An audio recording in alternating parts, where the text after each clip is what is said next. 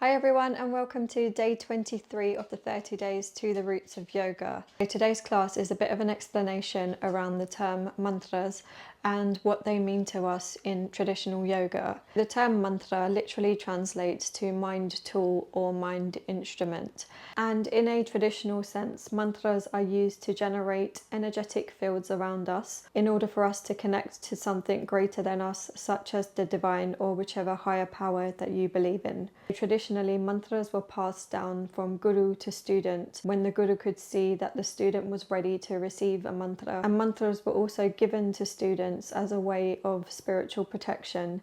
They're used as a way of healing, as a way of blessing ourselves or even protecting ourselves, but also have many more uses to them.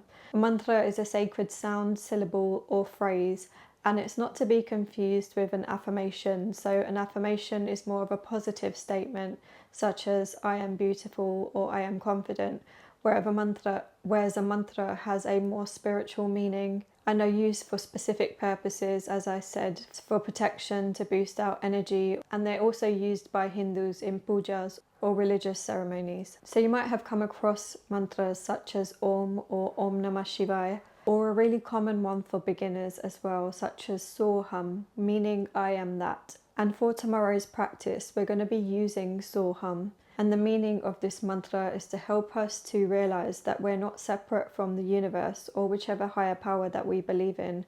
And it's a way of us dissolving that boundary so we can come into connection with our true selves and also our higher selves too.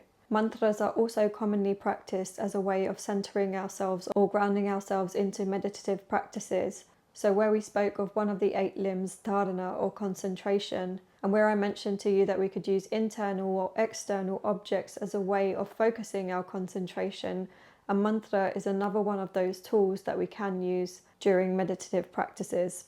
And the most powerful way for a mantra to take effect is to chant it within the mind.